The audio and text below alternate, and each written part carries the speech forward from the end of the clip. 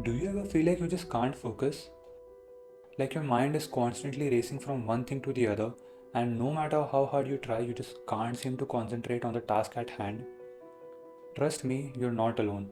In today's world, we're surrounded by endless distractions. Our attention is pulled in a million different directions: Instagram, Netflix, YouTube. It's a never ending list. But what if I told you that the key to regaining your focus and making hard things fun might actually lie in doing nothing? Sounds crazy, right? Yup, plain old boredom. Let me ask you a question.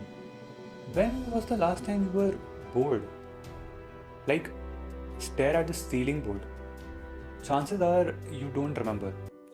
Back in the day, boredom was just a part of life. We didn't have smartphones or tablets. Our minds weren't so overstimulated. But now we live in a world where we have Instagram, we have YouTube, we have shorts, and to top it off, we have reels of video game cars just racing on endless tracks.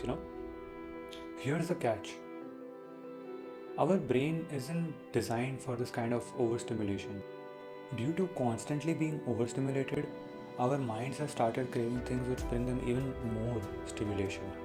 For example, have you ever noticed how it's way tougher to stop doom scrolling once you've started than if you'd never have picked up your phone at all? It's like a drug, it's like a downward spiral.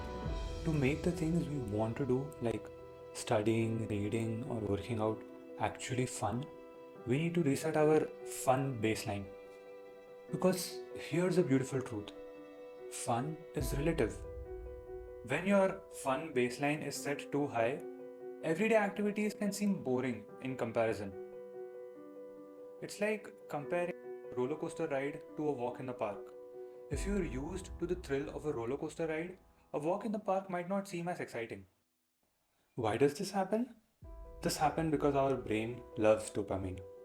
Dopamine is a neurotransmitter often referred to as the feel good hormone.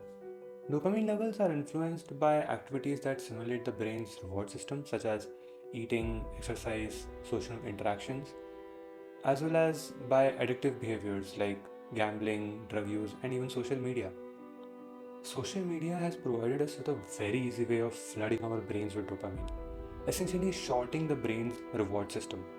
Every notification, every post, every reel is a way to get cheap dopamine. And thanks to the internet, now we have infinite posts, infinite reels, infinite cheap dopamine. To come out on top, we need to actively shut out the endless distractions that come our way and lean into the seemingly boring tasks that actually matter. Because fun is relative. It's all about at what baseline your brain considers an activity as fun. Reset that and everything changes. I felt this firsthand when I took a drastic break from social media and all kinds of superficial entertainment. I wanted to spend more time working out, reading, doing the things that actually matter. I'll be honest, it was hard. There were times when my hands would instinctively try to reach Instagram on my phone even though I knew the app wasn't installed. But it was just as rewarding. After embracing boredom for just 1 week, things I once found enormously boring seemed surprisingly not boring. I could make time for working out, for reading, for working on side projects like this very video, and I found them fun. It also gave me a sense of accomplishment. And I only got to this point because I bored myself into lowering my fun baseline. When you cut out the quick dopamine fixes and embrace boredom, your fun baseline lowers. Things that once used to seem boring become fun, and you get fulfillment and make real progress along the way. I believe that embracing boredom, lowering your fun baseline, and essentially calming your brain are a few of the best things you can do to prosper in this day and age. Your next step should be to make a list of all of your habits, conscious and unconscious. Identify those which don't align with your goals.